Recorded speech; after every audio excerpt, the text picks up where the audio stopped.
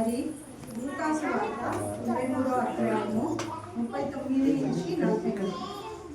వేలాడవేయబడిన ఆ నేరస్తులలో ఒకడు ఆయనను దూషించుచు నీవు క్రీస్తు కదా, నిన్ను నీవు రక్షించుమని మమ్మల్ని కూడా రక్షించమని చెప్పింది. అయితే రెండో వాడు వాడిని ఒప్పించి, నీవు అదే శిక్షావిధిలో ఉన్నావు కనుక దేవునికి భయపడవా? మనకైతే ఇది న్యాయమే, మనము చేసిన వాటికి తగిన ఫలం పొందుచున్నాము. కానీ ఈయన ఏ తప్పిదము చేయలేదని చెప్పి ఆయనను చూచి, యేసు, నీవు నీ రాజ్యంలోనికి వచ్చినప్పుడు నన్ను జ్ఞాపకం చేసుకోమని. అందుకు ఆయన వానితో, నేడు నీవు నాతో కూడా పరదేశిలో ఉందని నిశ్చయంగా నీతో చెప్పుచున్నాను. మరి యేసు ప్రభు సిలువలో మరి 6 గంటల సమయము సిలువలో వేలాడవేయబడ్డాడు. మరి ఆ 6 గంటల వ్యవధిలో మరి 7 మాటలు దేవుడు పలికాడు. మరి 7 మాటల్లో మరి ఇది 2వ మాట. మరి దొంగతో మాట్లాడింది. మరి అప్పుడైతే రోమన్ గవర్నమెంట్ అయితే మామూలుగా సామాన్య ప్రజలకి శిక్ష విధించేది కాదు. రోమన్ గవర్నమెంట్ ఎలా అంటే ఎవరికి శిక్ష విధించేదంటే బందిపోటు దొంగలకి, మరి స్లేవ్స్కి, అలాంటి వారికి ఈ శిక్ష విధించేది. కానీ మన ప్రభు అయిన యేసుక్రీస్తు మరి బాధాకరమైన అవమానం పొంది ఉన్నాడు. మరి చేతులకి మేకులు, కాళ్ళకి మేకులు, మరి శరీరంలో ఉన్న ఒక్క బొట్టు కూడా రక్తం లేదు ఆయన.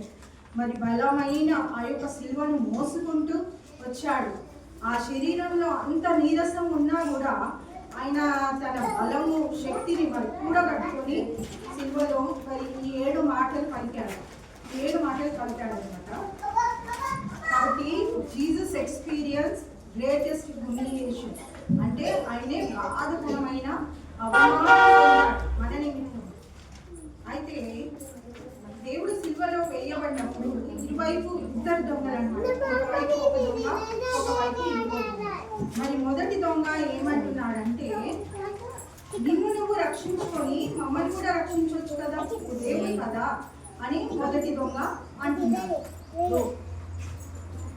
అయితే రెండో దొంగ ఏమంటున్నాడంటే, మనం నేరస్తులం కాబట్టి ఇది మనకి న్యాయమే, మనం క్రిమినల్స్, ఇట్ ఈస్ కరెక్ట్, ఇది ఒక శిక్ష మనకి, ఇది కరెక్టే.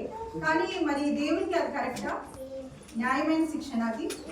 కానీ ఆయన మన యొక్క పాపం నిమిత్తము శిక్షని భరించాడు.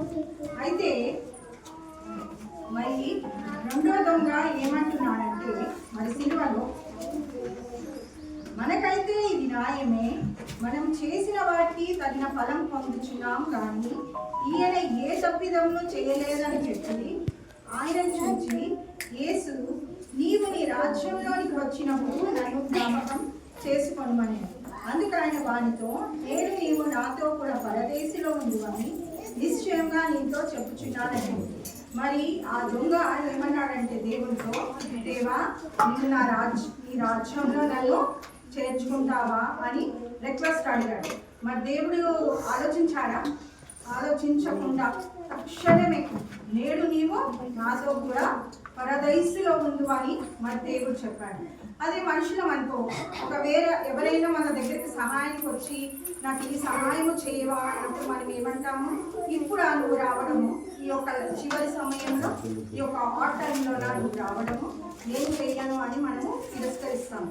కానీ దేవుడు ఆ విధంగా తిరస్కరించాడా? దేవుడు తిరస్కరించలేదు. దేవుడు ఏం చెప్పాడు? నువ్వు నా రాజ్యంలోనికి, నేడు నీవు నాతో కూడా పరదైసులో ఉండు అని మరి దేవుడు చెప్పాడు. అలాంటి ప్రేమ గల దేవుడు మన యొక్క దేవుడు. అయితే మరి ఈ 2 దొంగలు విత్ డిఫరెంట్ యాటిట్యూడ్స్, ఒకరికి ఒక స్వభావం ఉంది, ఒకరికి ఒక స్వభావం ఉంది. మరి రెండో దొంగ ఎలా తెలుసుకున్నాడంటే, తనకెందుకు అంత మార్పు వచ్చిందంటే, ఏమన్నాడు, దేవాని రాజ్యంలో నన్ను చేర్చుకుంటావా అని ఎలాగా అడిగాడు ఆ దొంగ. అంత మార్పు ఎందుకు అంత తొందరగా వచ్చిందంటే, అంత శిక్ష దేవుడు భరిస్తూ కూడా ప్రజలు ఎంత శిక్షించారు, అతన్ని ఎలా చిత్రహింస హింసలు పెట్టినా కూడా దేవుడు మరి 7వ మాటలో మొదటి మాట ఏమంటాడంటే, తండ్రి వీరు ఏమి చేయుచున్నారో వీరిని క్షమించుము అన్నప్పుడు ఆ దుంగకు మార్పు వచ్చేస్తుంది అనమాట. ఎంత శిక్షించినా కూడా వీరిని క్షమించమని ఇతను అడుగుతున్నాడే, కాబట్టి ఈయన నిజమైన దేవుడు, ఈయన నిజమైన దేవుడు అని తెలుసుకొని ఆయన అంత త్వరగా అంత మార్పు అతనికి వచ్చింది. అదే విధంగా మొదటి దొంగ కూడా చెప్తున్నాడు, ఇది మనకి న్యాయమే, ఈయనకి ఇది తగదు అని చెప్తున్నాడు అనమాట. అదేవిధంగా మనం ఉదాహరణకి మనం చూసినట్లయితే మరి యేసు ప్రభుకి 12 మంది శిష్యులు ఉన్నారు. మరి 12 మంది శిష్యుల్లో ఇస్కరియోతు యూదా మరి తనకు ఒక ఫిజికల్గా దేవునితో ఉన్నాడు, కానీ స్పిరిచువల్గా మరి దేవుల్లో దూరంగా ఉన్నాడు. మరి ఆ దొంగ ఆ సమయంలోనే దేవుని తెలుసుకున్నాడు. మనమైతే ఇన్ని సంవత్సరాలు మన మందిరానికి వస్తున్నాము, అన్నీ చేస్తున్నాము, మన యొక్క ప్రతి ఒక్కరి జీవితంలో ఉంటాయి, ఫాస్ట్ డార్క్ ఫాస్ట్ అందరి జీవితంలో ఉంటాయి. కానీ ఆ యొక్క దొంగ ఆ సమయంలోనే రక్షణ పొందాడు. మన దేవుడు చివరి సమయంలో కూడా మనం మొరపెట్టినప్పుడు మన ప్రార్థన ఆలకించే దేవుడు. మన దేవుడు ఎంతో ప్రేమామయుడు. కనికరించిన దొంగను